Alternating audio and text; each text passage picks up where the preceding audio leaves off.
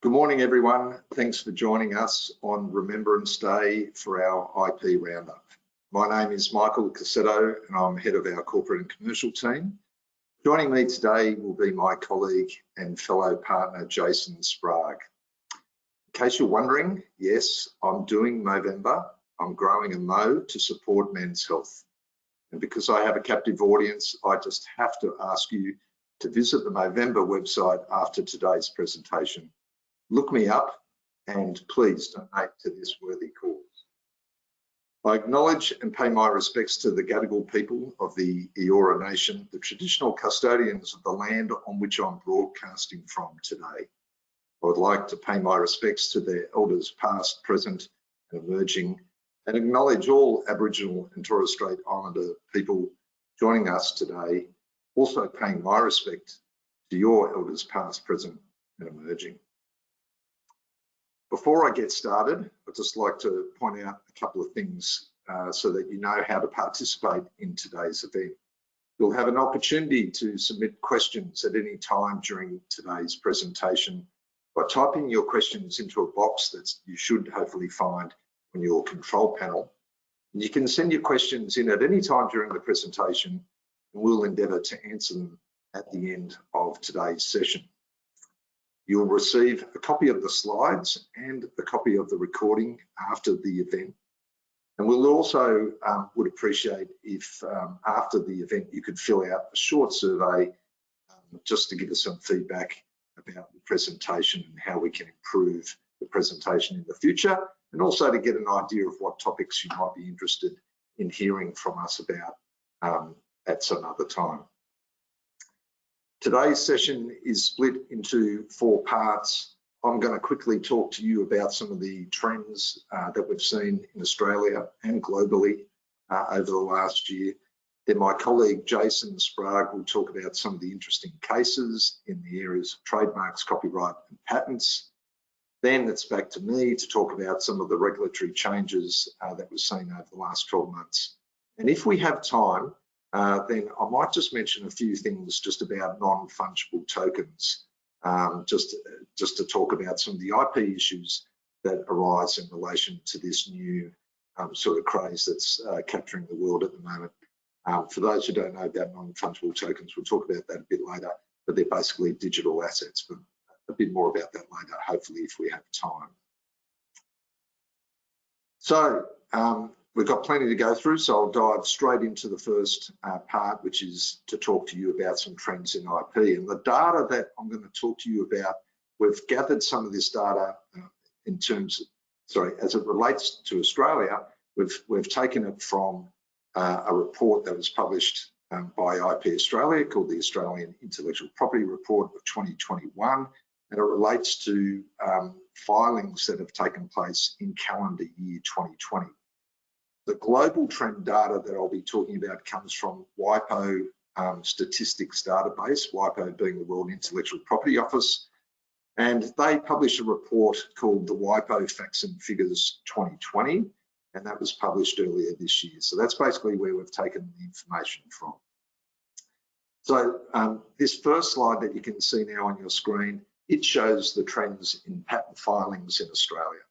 In 2020, there were about 29,000 standard patent applications filed. This represents a 2% decrease from their level in 2019. Now, this is the second year that there's been a decline, but don't panic. I don't think it really signals that patents are on their way out, because there's definitely been an overall upward trend over the last decade. Since, I think, 2011, there's been an increase of about 15% growth in patent filings, so definitely an upward trend.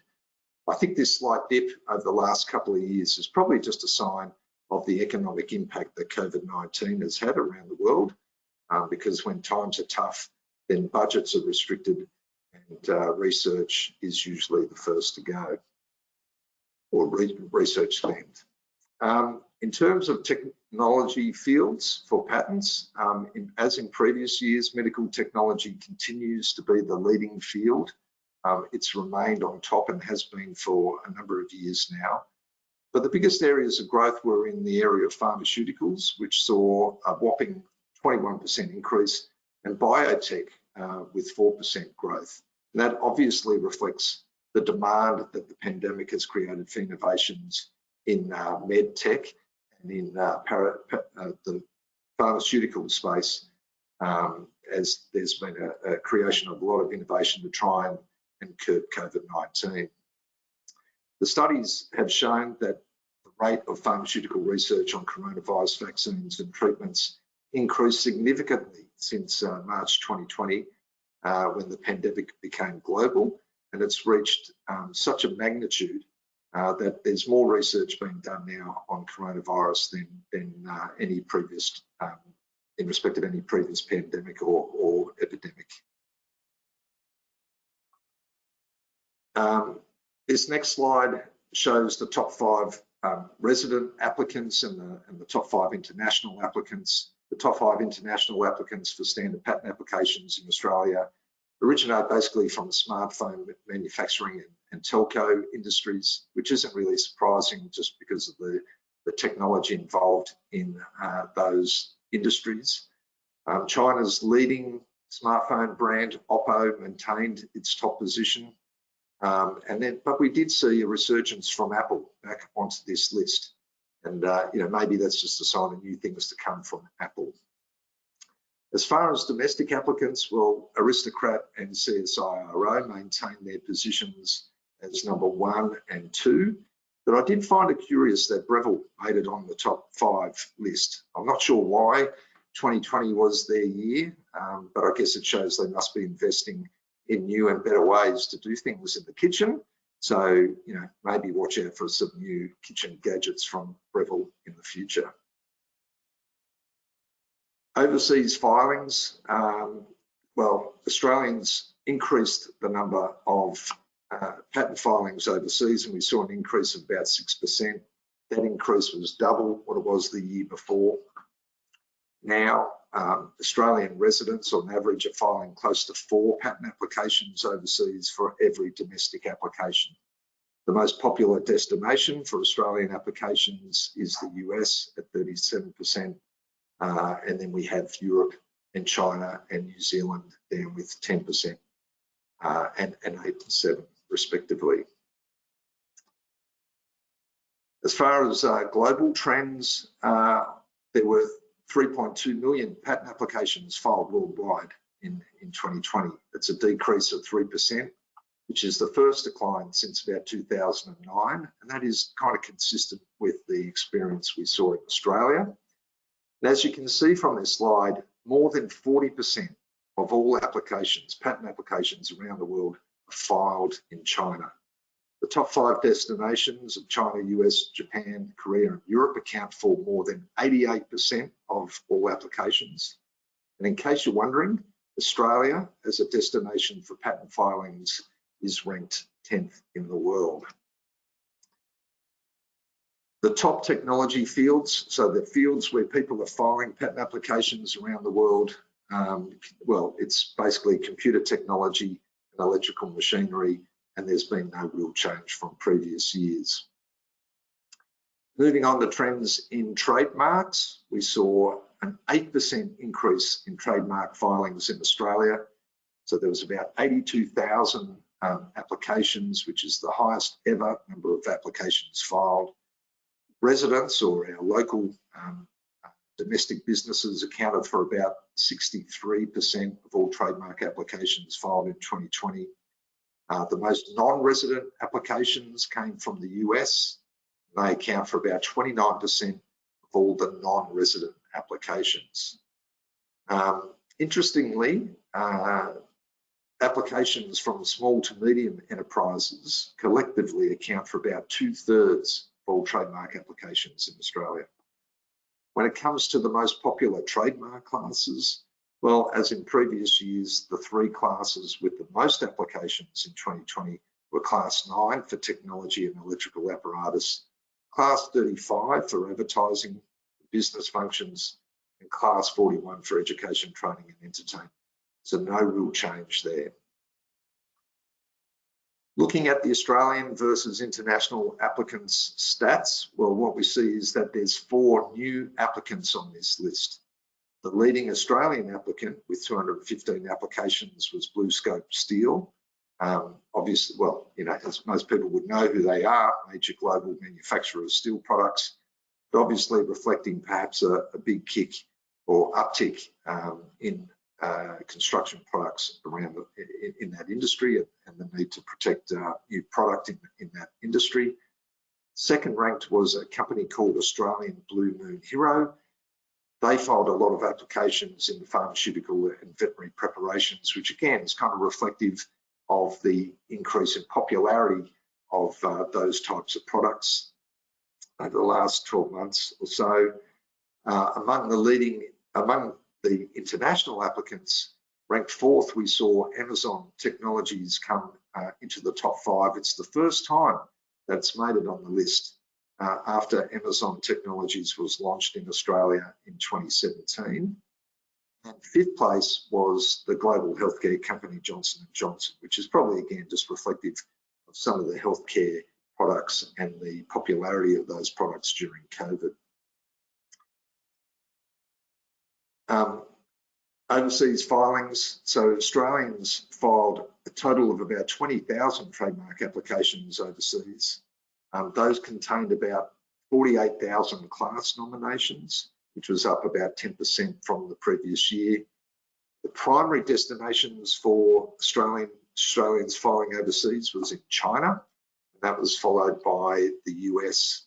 This is the first year that China has been the top destination, and that might be indicative of an increase in Australian branded exports going to China.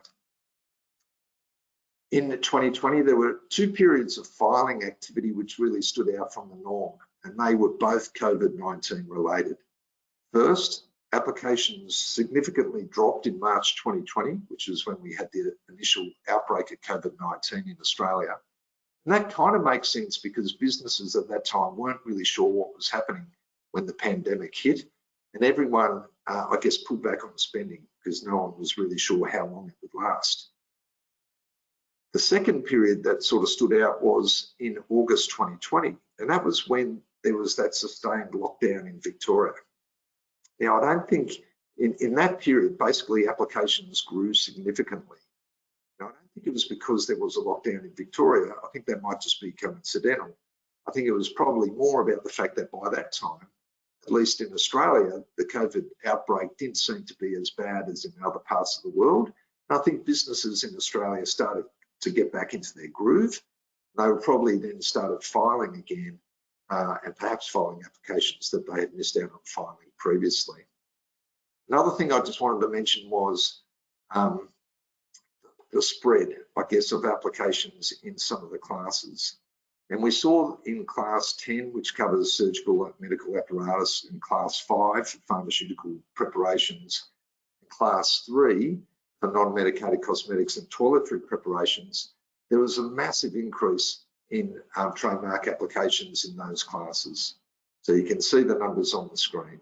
And those increases probably really just reflect the massive demand for products in those areas as a result of, COVID-19, as well as an increase in products for what I would call, those kind of comfort products or products that, make us feel good, like skincare products and cosmetics. And as people stop traveling and stop having the ability to spend money on going out to dinner, that discretionary spend was then channeled into those personal type of products. I can't go for a holiday, I can't go for dinner, but I might as well look good, seemed to be the sentiment.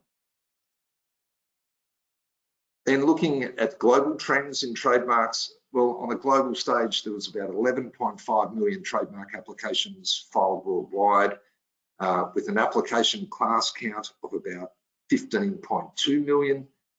A couple of interesting stats: trademark applications globally have almost quadrupled since about 2005. And in 2006, China's class count was about 2 times that of the US. But now, looking at the stats, you can see it's almost 12 times the class count when compared to the USA. It's a massive increase in trademark applications filed in China. Offices located in Asia account for about 71% of all trademark filing activity. around the world. So interesting to see that concentration of trademarks in that part of the world. Another interesting thing, just the global trends as far as the classes. The most popular is research and technology, very similar to what we see in Australia in the sense of class 9. And the second highest category, or most popular category, was leisure and education, which again reflects a similar experience to what we see in Australia. And that's all from me about trends in IP. So over to Jason for his overview of interesting IP cases in 2020. Thanks. Thank you, Michael. Welcome everyone to our 2021 IP Roundup, and time to dive into see what has happened in the cases over the last 12 months since our last roundup in 2020. There's a fair bit to cover. A lot of it will be very high level, so if you have any questions, please send them through. I'll try and answer those at the end. And I will be skipping through quite a few cases very, very quickly. The first batch of cases that I will look at deals with copyright. And the first two cases look at the fair dealing defence. It's a defence which is raised quite often to try and minimise copyright claims against an individual. And there's Clive Palmer case, which you probably read about, and also the Greenpeace case, which we'll have a look at. The first case also looks at what a court will consider when awarding damages, particularly in an aggravated or exemplary damages context. And the third case in the copyright suite looks at what is a work of artistic craftsmanship in relation to a handbag. Quite often people think they might have copyright in three-dimensional objects, and there is an overlap between designs and copyright. And this one looks at, well, would copyright apply to a three-dimensional object being a handbag? Now, sorry, I just got to change my screen here. Okay, there we go. All right. So the first case we have is Clive Palmer and Twisted Sister. Now, for those of you who've been to the pre-presentations, you probably know that I like to start with a bit of music. And in this particular case, Clive Palmer was found to infringe the Twisted Sister song, We're Not Going to Take It, by having his jingle of Aussie's Not Going to Cop It, which he launched in the 2019 federal election campaign for his United Australia Party. So what I'll do is I'll play you both clips and show you how these are working.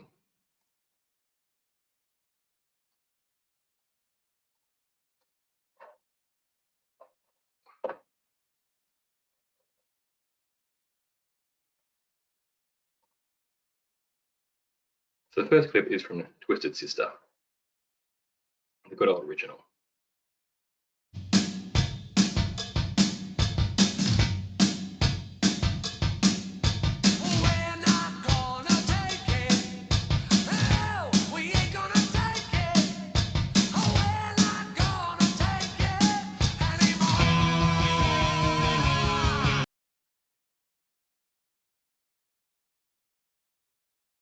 You just have to love the big hair and the glam rock outfits from the 80s. It's a shame they can't make a comeback, but you never know. The second clip is from Clive Palmer, the jingle of Aussie's Not Going to Take It.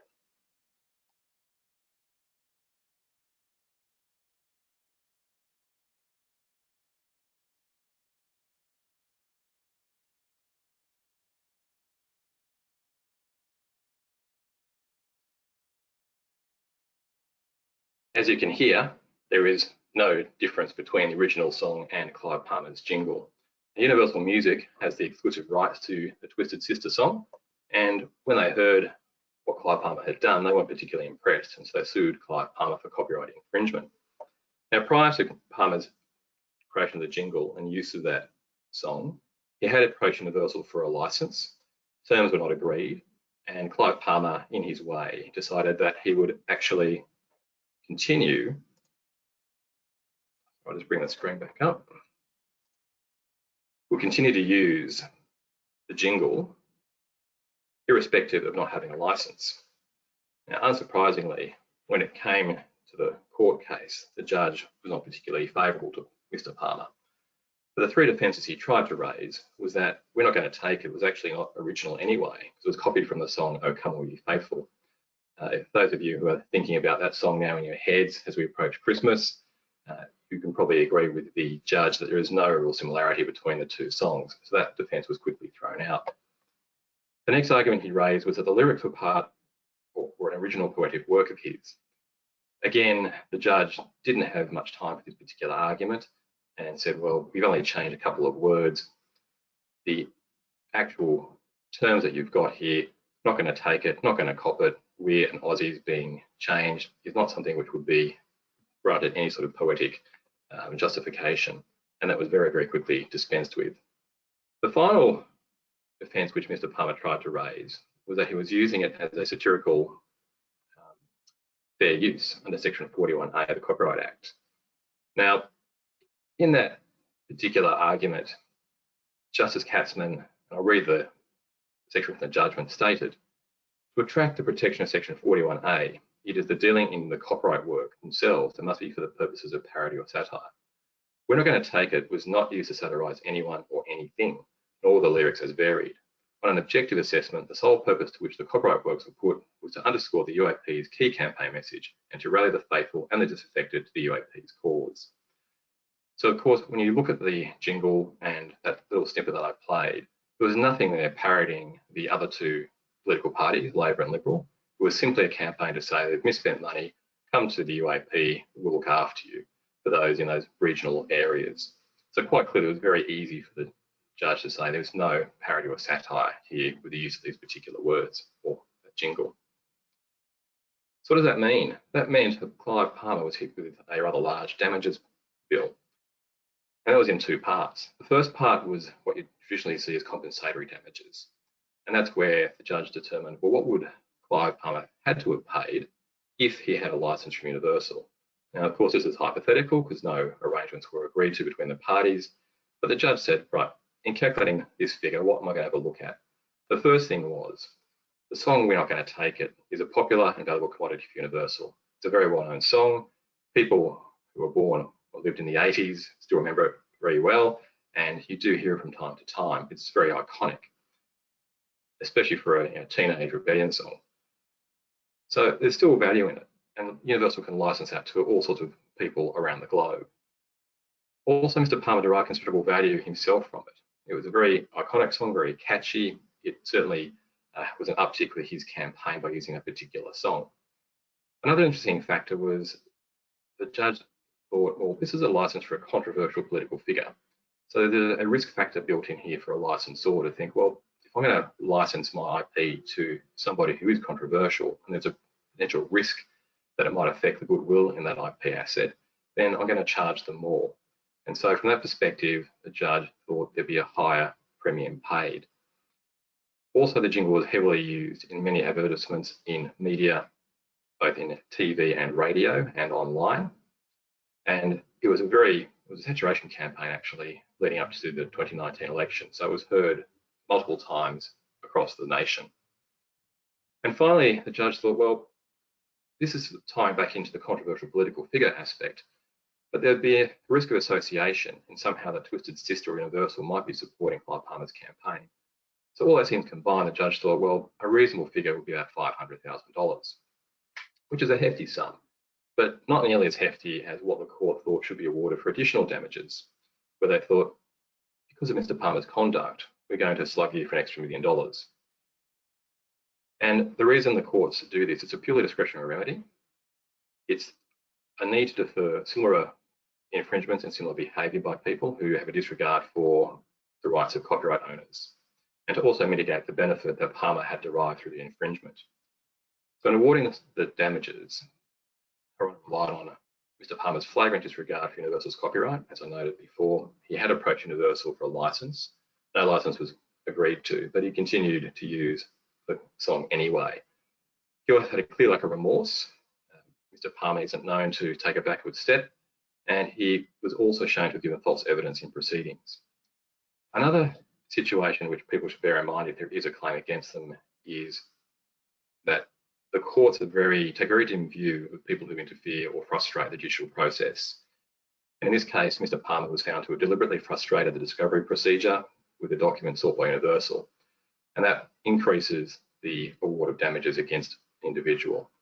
They also considered Palmer's net worth over $1 billion, quite quite clearly he could pay a significant sum, and it had to be something which was significant, that it would actually be worthwhile finding him or awarding the damages against him, I should say. And probably the cake topper on this one is in cross-examination, he actually said he didn't care about having to pay money to Universal. So he essentially thumbed his nose at the court process and what he had done and said, look, I don't care, do your worst, which the judges then proceeded to do. So Mr. Palmer had a very expensive $1.5 million bill for using a song which he should have negotiated and got a license for from Universal for probably a much lower sum. So the key takeaway points is, if someone has a copyright, make sure you get a license, don't just ignore it, and if you are subject to a claim, play by the rules and the courts with respect. The second case which I'll look at, here we go, is a case you probably all came across as well, or not all, but most of you may have seen it in the papers, and this was the Greenpeace campaign against Australian Gaslight, AGL. So Greenpeace launched a campaign to expose what Greenpeace described as AGL greenwashing itself by promoting itself as a leading investor in renewable energy. Greenpeace used the AGL logos and trademarks to try and pressure AGL to close its coal-burning power stations by describing AGL as the nation's biggest climate polluter and using AGL's initials to state it was Australia's greatest liability, and using satirical taglines such as generating pollution for generations. You can see in the two examples there, the images. The first one clearly is quite satirical, using a smoke plume cardboard cutout on top of a cooling tower for a power station. And the second one is one of the posters which they used. And you can quite clearly see how AGL has been used as Australia's greatest liability, the satirical tagline and the Greenpeace motif on the right-hand side, which is important in how the judges interpreted this particular situation. So, of course, AGL wasn't too happy about the conduct by Greenpeace, and they sought urgent injunctions in the federal court to stop Greenpeace from using AGL's logo in the campaign, alleging Greenpeace had breached copyright and trademark rights of AGL. Now, the court looked at this and said, well, I should say, first Greenpeace's defence was that it was fair dealing in terms of the purpose of criticism and review under Section 41, and like with Clive Palmer, parody or satire within 41A. The court had to look at both these situations and said, okay, let's have a look and see how this applies. And they said what would be fair would depend upon the nature of the work, the character of the impugned dealing, and the particular fair dealing purpose that it was being invoked.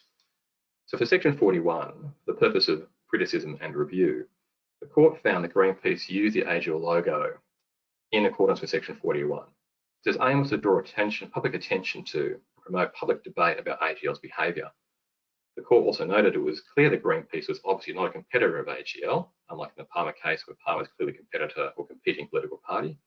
The intention of Greenpeace was to criticise AGL and not to profit from the use of AGL's logo. In short, Greenpeace did not seek to commercially exploit the AGL logo or cash in on its originality. Now, in determining whether or not this was used in parody or satire, the court looked at how Greenpeace had used the AGL logos in their campaign and in their posters and on their social media posts. So for 41A to be effective, the work must be used to actually expose, denounce or deride vice, often in the context of a humorous or ridiculous juxtaposition.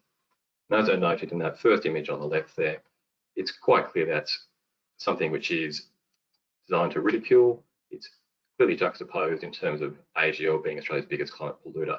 And that's not a message which AGL itself would want to promote. So quite clearly, it's something which is being designed to make AGL look silly, basically.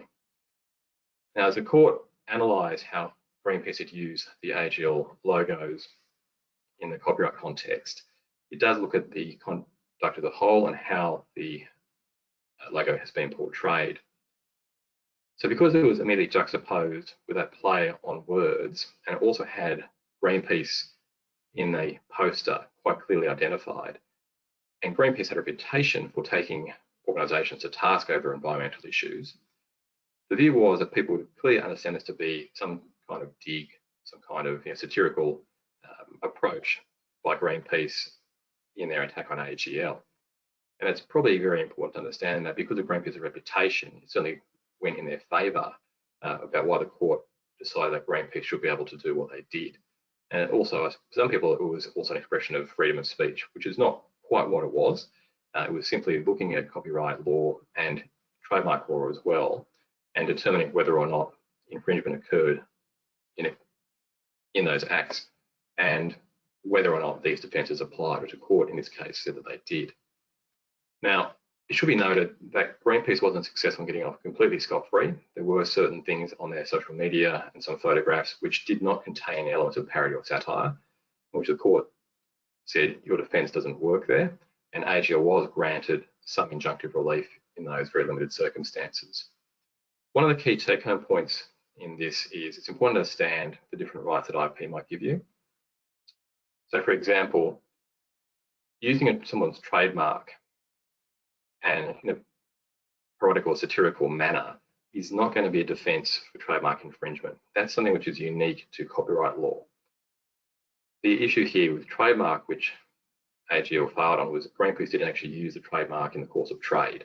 It was being used in a different manner, almost factual, if you will, to say it's AGL, but then mixing up the words. And the view was it wasn't used in the course of trade, so it wasn't used as a trademark as such. So the trademark infringement claims by AGL failed. And but also in addition, copyright law clearly doesn't protect a person's reputation, given that we have these parody and satire defences in the Copyright Act. That's fair use. And moving on, looking at artistic craftsmanship. This bag is made from neoprene. Some of you might know what neoprene is made, used in wetsuits, for those of us who are divers. And the applicant here said that my bag has copyright protection, and they ran a claim in court against a lady by Ms. Schwartz, who was actually also making neoprene bags. The State of Escape Accessories were the complainant here and said, look, my bag is really impressive, and yes, it looks quite nice, but does it have the level of protection which copyright might give to it? So the court had to think about how do we apply the copyright laws here, and what is an artistic work? For most of us, people will understand things such as paintings, sculptures, drawings, engravings, and photographs are all artistic works under the Copyright Act. Now, it's important to understand that in the definition of artistic work, those things do not have to have any artistic quality necessarily to get protected by copyright. And many people who look at artworks scratch their head and think, is it really art or not? But it is as far as copyright is concerned. The same thing with a building or a building model. They also are protected by copyright as an artistic work and don't have to have any artistic quality. But this is different, and and the difference here for things like a handbag is it is a work of artistic craftsmanship, and it must have an element of artistic quality to it to fall within the artistic work definitions of the Copyright Act and be protected. So the court had to determine, well, what has the bag got that actually gives it or should give it copyright protection or not. So as I mentioned, when analysing this particular situation, the court had to determine if there's a real or substantial artistic element. A work of artistic craftsmanship does presuppose some sort of special training, skill and knowledge for its production. So if you think of an artisan or an artist, they're going to have some sort of artistic bent when they're creating their works. And beauty or aesthetic appeal is not always determinative. The court also has to weigh up the balance to the extent to which functional considerations might dictate the artistic expression in the form of the work itself. So applying these principles, the court actually held that while the bag is undoubtedly a work of craftsmanship, it was not a work of artistic craftsmanship. Selection and use of the perforated neoprene as a fabric for the escape bag, or its use in combination with the sailing rope as the handles, did not involve any artistic act of craftsmanship, as both materials were readily available commercial materials and could be used to manufacture a carry-or bag without some particular training, skill, particular knowledge. And they said that even the owners of the company who State of Escape did not approach the design manufacture with any sort of artistic intent. They had no special training or skill about design and manufacture of handbags. It was simply, we've got some product, we can make a bag. How do we do it? Let's go. So at its highest level, the materials used were seen to be simply an evolution in styling, nothing more. Now, one of the important factors here is about utility. Now, determining whether the bag was a work of artistic craftsmanship, So you might actually turn on assessing the beauty or aesthetic appeal of the bag. And the bag looks very, very nice. It's quite appealing. So you might think, yeah, maybe it should be protected by copyright, but not so in this case. When determining whether the bag was a work of artistic craftsmanship, the court said there is certain functional choices here which have to be made for the bag to function. The first is the position of the handles to support the bag. If you'll notice in the image, the rope does go through a hole and loops around the bag and back up, and that gives it some structure and some support. So again, it's a functional aspect. And also the way the neoprene was treated around the edges was to make it stop fraying. So those were two very functional limitations of the bag. They weren't things which were in relation to its artistic merit or design. So the end result was the court found there was no copyright protection for the bag, and Ms. Schwartz was able to make her own neoprene bag to her heart's content. The takeaway here is if you do have a product, copyright protection is going to be quite limited in this space, and you're most likely better off seeking design protection for the three-dimensional representation of the product that you might have. So that ends off the copyright aspects, and I'd like to now move on to trademarks. For those of you who have seen the last couple of presentations that I've done for the Roundup, I have mentioned Katy Perry a couple of times in the context of copyright, which had been sued for infringing other art or allegedly infringing other artists' songs, and she's been exonerated from those claims. Here we have a trademark matter. So Ms. Perry does like to continue to give me fodder for my roundups every year, and now we have an IP case in the trademark space. This is the one which is current. There is a court hearing on the 24th or 29th of November, and it'll be interesting to see where this actually falls. So I'll give my take on things.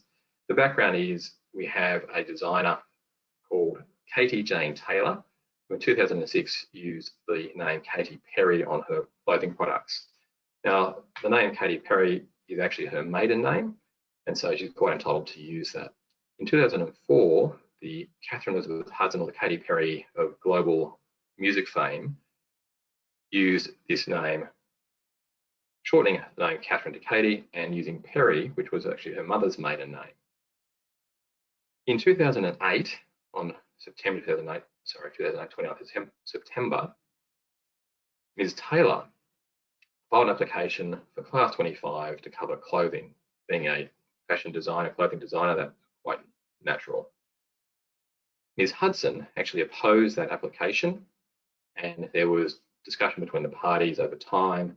Ms. Taylor even posted things on YouTube asking that they could live together. Do you want to create a fuss? She was just a small designer. Fair's fair, let me have my trademark and we can all live in harmony. Now, for whatever reason, Ms. Hudson withdrew the opposition and Ms. Taylor's Katy Perry trademark proceeded to registration. Fast forward 15 years and Ms. Taylor is now suing Ms. Hudson for selling clothing in Australia under the Katy Perry brand, K-A-T-Y. So it's come back to bite Ms. Perry, or Ms. Hudson on the backside to have been maybe gracious back in 2009. Now, Ms. Hudson's lawyers have acknowledged that the use of her Katy Perry mark would be deceptively similar to the registration of Ms. Taylor. However, they're arguing the good faith defence under Section 122(1)(a) of the Trademarks Act, which says that you can use your name and not infringe another person's trademark if it's done in good faith. That sounds great. The only thing is that the good faith defence is quite hard to sustain. If the other party can show that a person knew the use of their name would be likely to deceive or confuse, then that good faith defence will fail. And it's hard to see how the defence could be maintained by Ms. Hudson, given she had knowledge of Ms. Taylor and her trademark, and the parties had negotiated this issue back in 2009. To also bolster their position, Ms. Hudson's lawyers have filed a counterclaim to try and remove Ms. Taylor's trademark from the register, and they're relying on Section 60 of the Trademarks Act, which says if you have significant reputation in a mark and the use of that mark predates the use of the earlier mark, then you won't be infringing the trademark and you can also have the other registration removed. Now, we might think Katy Perry aka Ms. Hudson, has global reputation. But it wasn't until 2008 when she released I Kissed a Girl that she came to global fame, particularly here in Australia. And if we look at the timing, back in 2006 was when Ms. Taylor was using her Katy Perry mark. So it's going to be quite difficult for Ms. Hudson to actually be successful in the claim to remove the Hudson or the Katy Perry registration that currently exists. So this is a case that's currently before the courts, or will be before the courts in later this month, so in a couple of weeks. It'll be interesting to see what comes of this particular matter. So watch this space. Another take-home point here is looking back on the history of this matter. It's going to be quite hard, I think, for Ms. Hudson to be able to use her mark in Australia and rely on some of these positions that they're trying to argue. I think also particularly given that she was an opponent back in 2009 and withdrew that opposition, that she's had a chance and she actually hasn't followed through, and the courts will probably say, well, given that time has gone past, the knowledge that you had and the fact that you actually withdrew from the proceedings, you probably lost your chance. So my money's on Ms. Taylor for this one, but we'll see what happens in the next few weeks as the court determines the matter. Another issue which people often come across with trademarks on the receipt of a non-use application because they haven't used their trademark in a certain period of time. So this is the use it or lose it principle. Since 2019, if you haven't used your trademark for a period of 3 years, you can be subject to a non-use application by any other party. They file the application with the IP Australia and run through a process to try and have your mark removed from the register. Prior to 2019, there was a 5-year window from the date of registration, but that has been shortened since 2019 for any new trademarks filed since that date. In this particular situation, Seven now is the registered owner of the trademark, I should say Seven Network is the registered owner of the trademark Seven now, for goods and services including broadcasting and entertainment services and retail wholesale services. They registered that mark in 2013. 7-Eleven has subsequently launched a delivery app under the name Seven Now. You can see the image there, the little Seven Now icon on the left-hand side. 7-Eleven sought to register the word mark and the device mark for retail convenience store services. But given that Seven Network has the registration already covering retail and wholesale services, it was no surprise that the hearing officer declined to register their application. And I point out that this is actually a decision by the Trademarks Office. It is going to be appealed by the Seven Network, and that appeal will be heard by the Federal Court in due course. So this is also a very current item, and it's something which is in flux. It's important to sort of look at how these matters are dealt with on a non-use basis. So given that 7-Eleven was not successful in their application, they then commenced proceedings against Seven Network's mark to remove it for non-use. And that's not a court proceeding, that's, as I said, a procedure which is before the Trademarks Office where they file the application with IP Australia. The person whose mark is being removed gets notification of these requests and of course has a chance to defend. And this is what Seven Network did. The Seven Network defended the registration of its trademark by exclusively relying on its use of the mark associated with the sevennow.com.au domain. In doing this, Seven submitted that in 2018 and 2019, the 7Now domain redirected to the 7plus domain, which hosted TV streaming services. Now, in previous cases, the courts have held that the use of the domain by an individual could be use of a trademark which satisfied the requirements for use under the legislation. In the case which is Edge Tech International versus ZippyCurb, Justice Reeve said the use of a domain name to direct potential customers to a website or redirect potential customers to a website displaying one's goods and services is analogous to using those words as a sign on the front of a shop to indicate the goods or services that are sold within.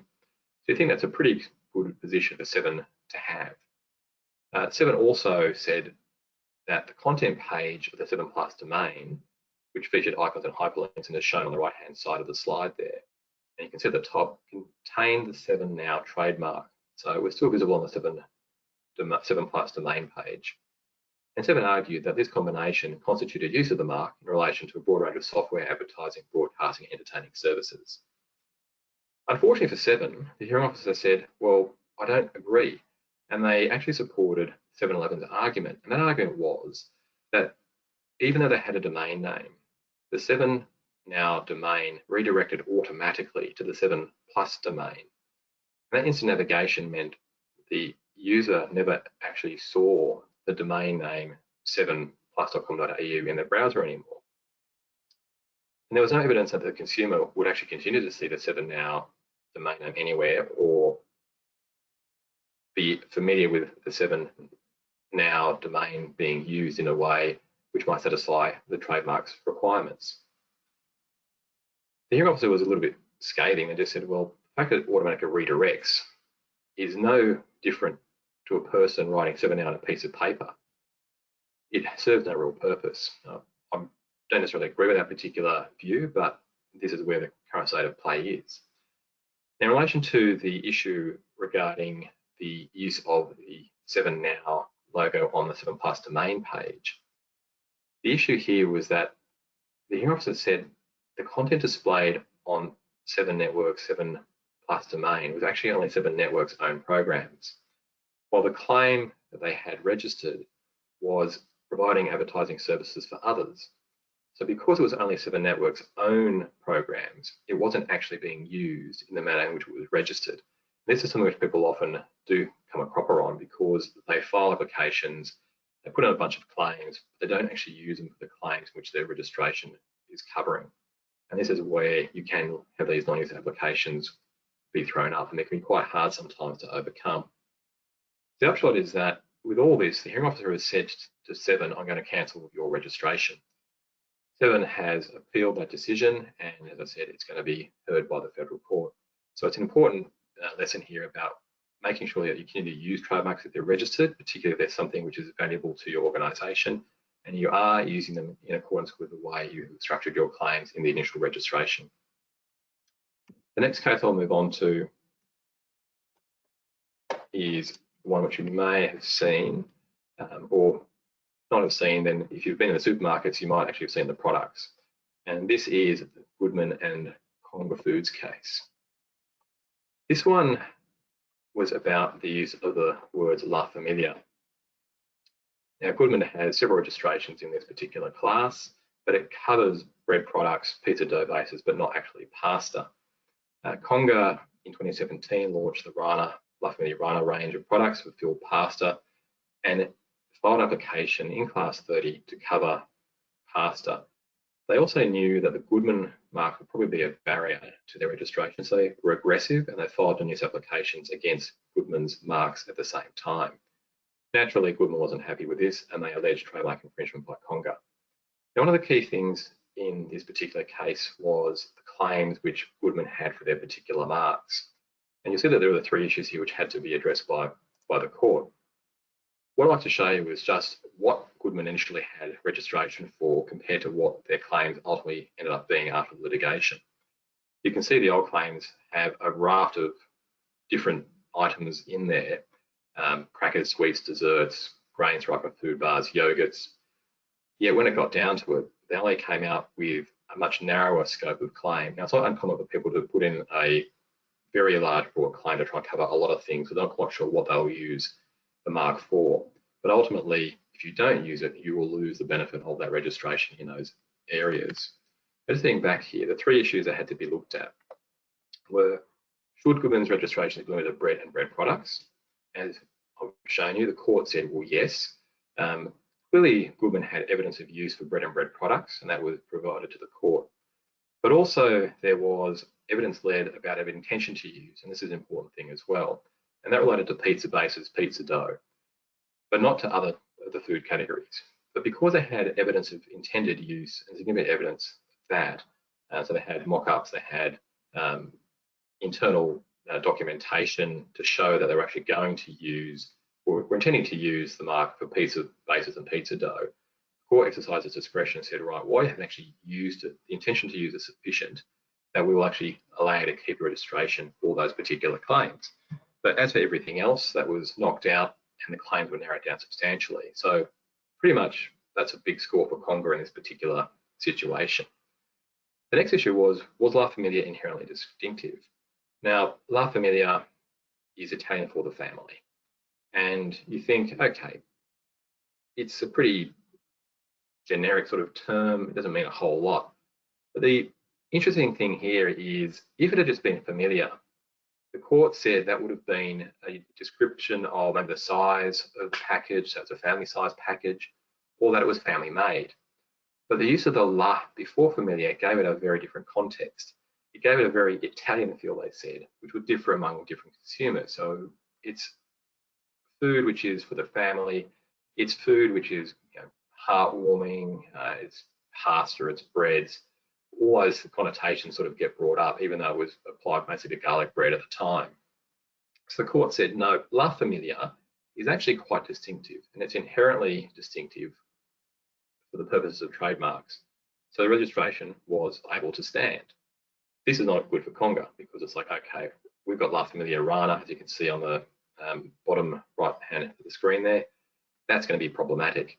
And it was, because as far as the court was concerned, when it got to the third element of was Conga's mark acceptably similar, they said because these things are actually put in close proximity to each other in Coles, and if you've been in supermarkets, all the fresh pastas are lumped together, the garlic breads, it's all there. And so people would be confused and might think that actually maybe Rana is simply just a subset of the La Familia range.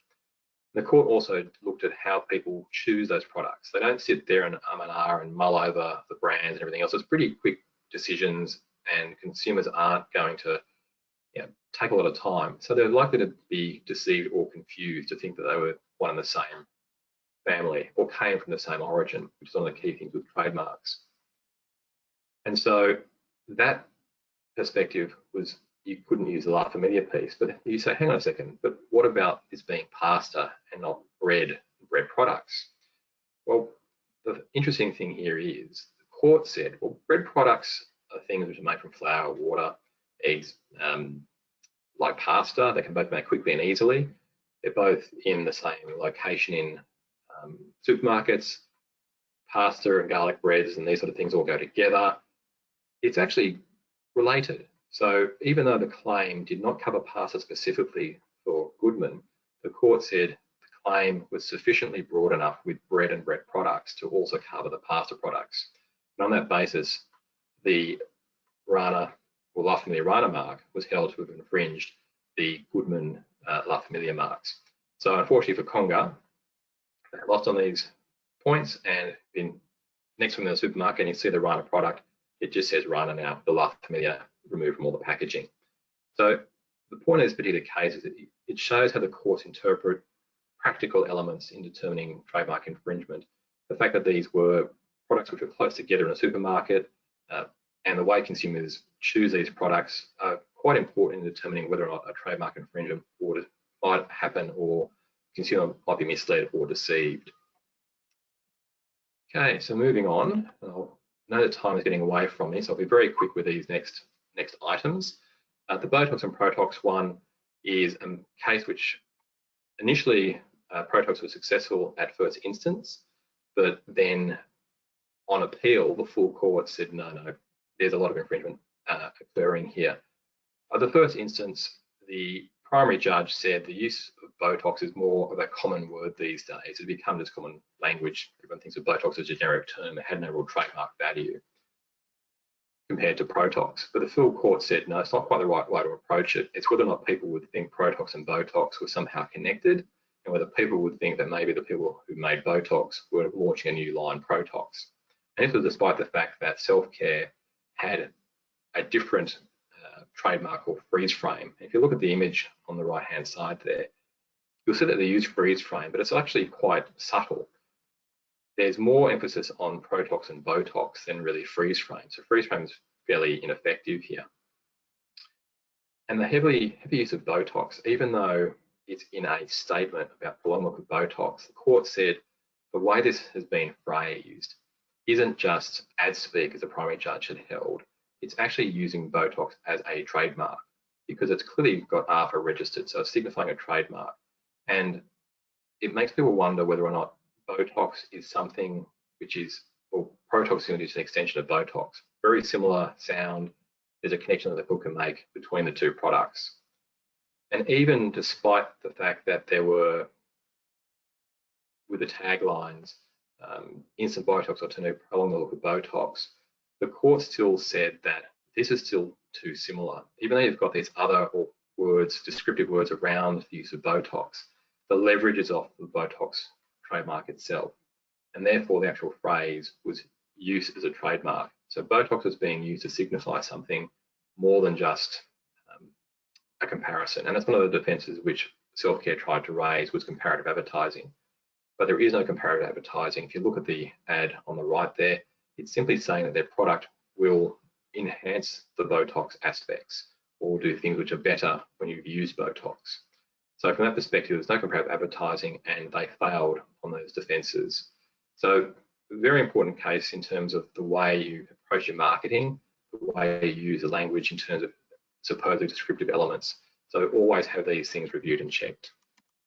A quick one here, and this is a good case for those of you out there who have IP portfolios and put them into an IP holding co for asset protection. And the IP holding co licenses out those trademarks to third parties or other people within the corporate group. This was important because the owners of Wicked Sister PDP Capital tried to argue that Grasshopper Ventures should be liable for trademark infringement by authorisation. Now, despite the fact that in the case itself, PDP was unsuccessful in suing Grasshopper for infringement of a range of things, the key argument to take from this particular case is the infringement by authorisation argument. And they said because they license other parties, they should also be liable for infringement. Now, the court said that's not going to fly. There's nothing within the legislation that actually does say that Section 120 is looking at authorised use. They say the language in Section 120 emphasises that the action is of the person who uses a sign in a particular way that attracts a finding of trademark infringement. The language does not suggest that the use by one person will constitute an infringement by another person. And they looked at this in the context of how the legislation has been structured and specific notes in legislation. So unlike other sections, so for example, Section 41.5 and 44.4, they actually have references to the fact that use includes authorised use.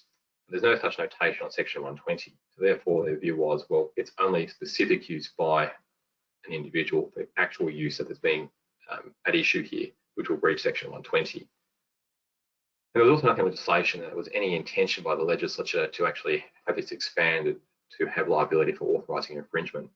The taking point in this particular case is those of you who have corporate groups have an IP holding company and its sole purpose is to license the trademarks. You can breathe a sigh of relief that you won't be held for trademark infringement. That being said, if your IP holding company is using a trademark, that's a different story. That would bring it within Section 120.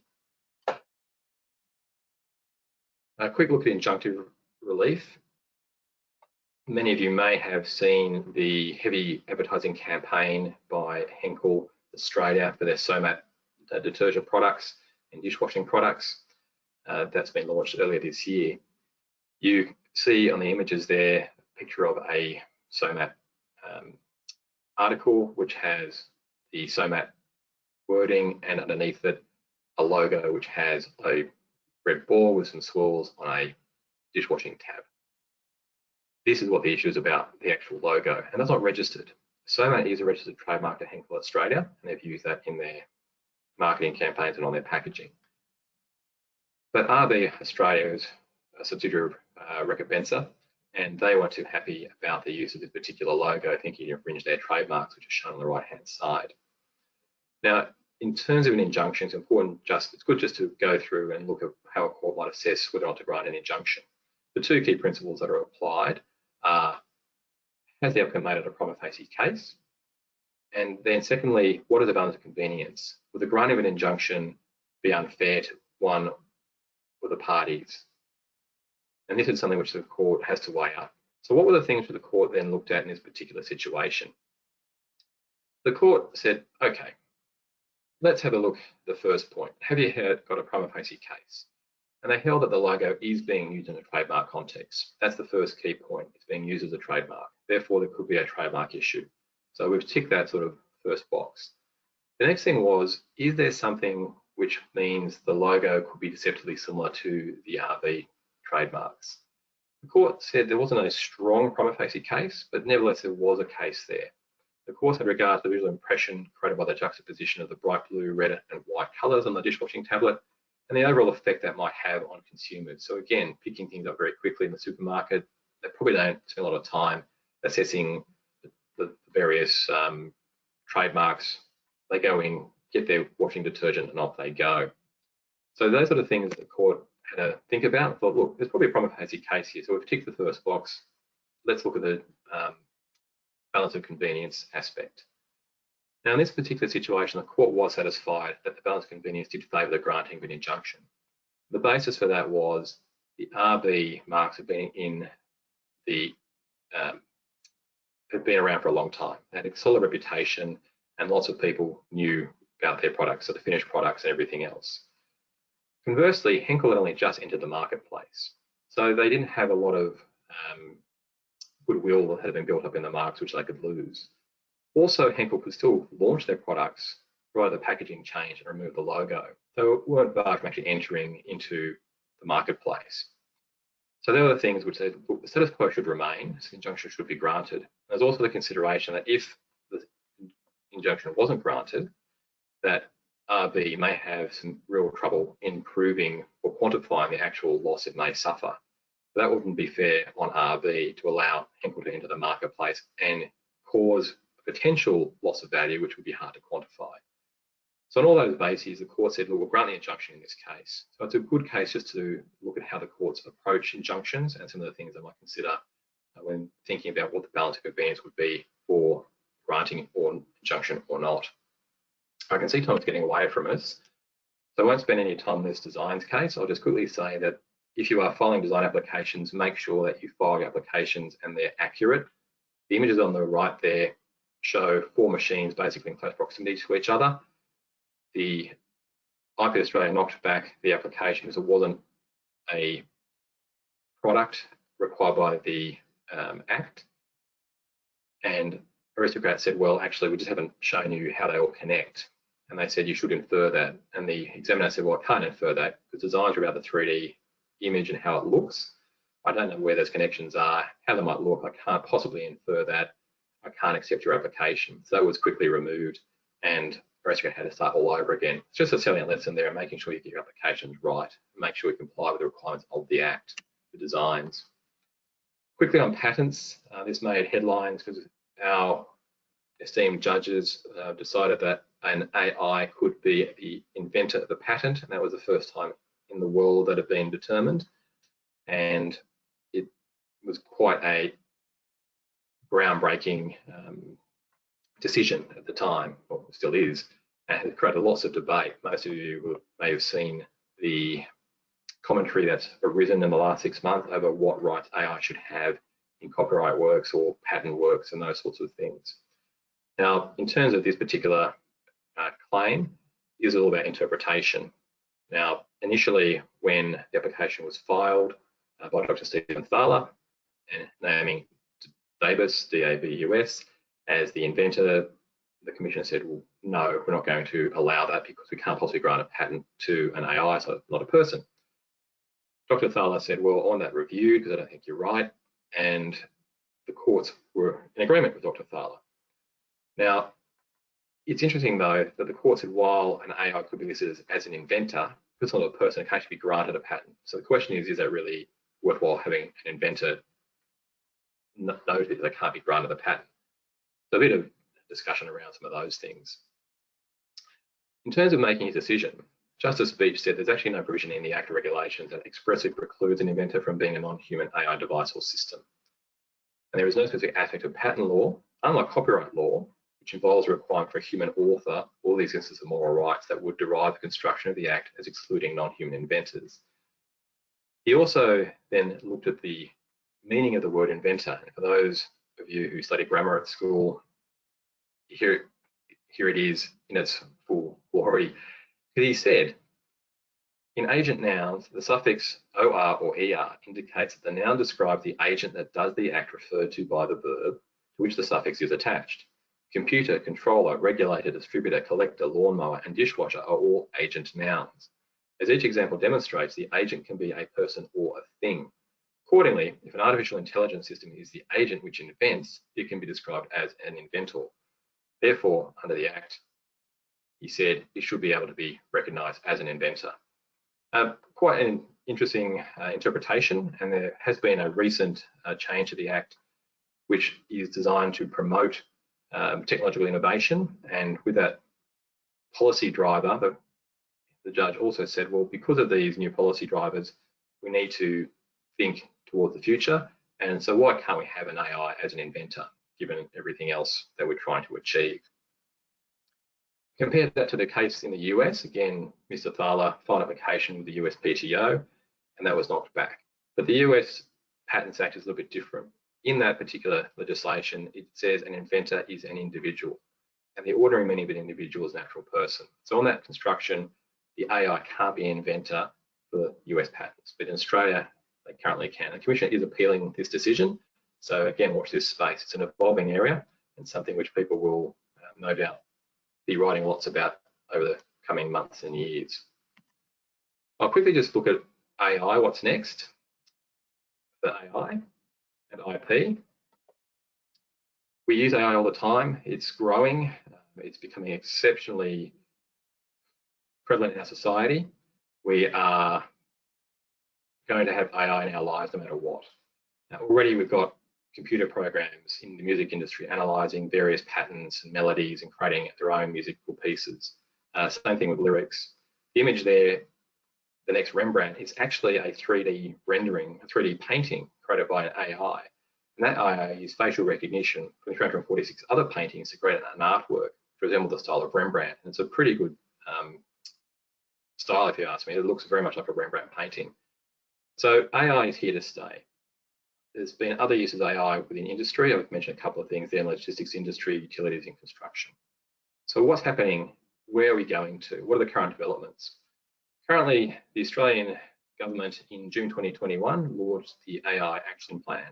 And that's designed to bring our economy or bring our country into the 21st, 22nd century as we go on, and look at developing and adopting AI to transform Australian business. There's a real push here for AI. Interestingly, in the UK Copyright Act, Design and Patents Act, it actually allows for ownership of works created by AI. But what it doesn't permit, and similar to the decision in the Thaler case, it doesn't actually permit an AI to own the work. The owner of the work is actually the person who directs the AI. This allows with a human element. So while there is the ability for an AI to have created a work, the actual ownership will rest with the human element of the AI who directs the AI. So interesting how these things are developing. Now, the UK has also launched a national strategy paper as well, so AI is a big thing. The UK is a little bit different to the rest of Europe, no surprise. Hello, Brexit. And most jurisdictions, such as Germany and Spain, still require a human element, which is similar to what we have in our Copyright Act. Under our copyright laws, an author must be I've forgotten just the term, sorry. But ultimately, an author must be a person who's an Australian citizen or resident in Australia. So therefore, has to be an individual. So clearly, there are lots of things happening in this space. And you've got other interest groups such as the Creative Commons organisation who says, look, anything created by AI should really be public domain. There's so much unknown, so much uncertainty here about who owns it, who has the rights to it. But really, if it's created by an AI, surely it should be open for everyone's use.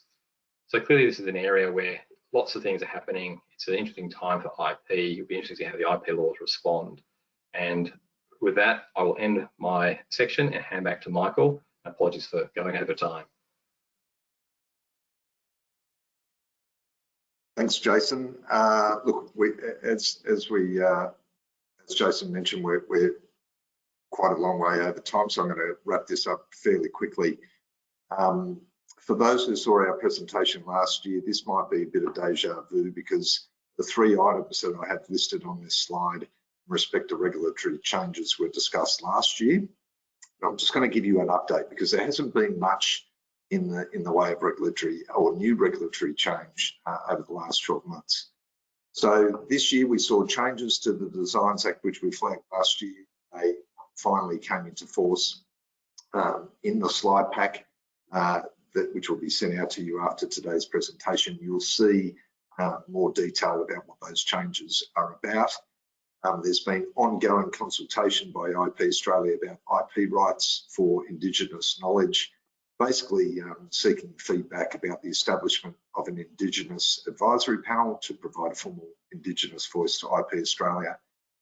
Also looking at ways to enhance the process for trademarks and designs to support Indigenous knowledge owners to benefit from and to consent to the use of their Indigenous knowledge.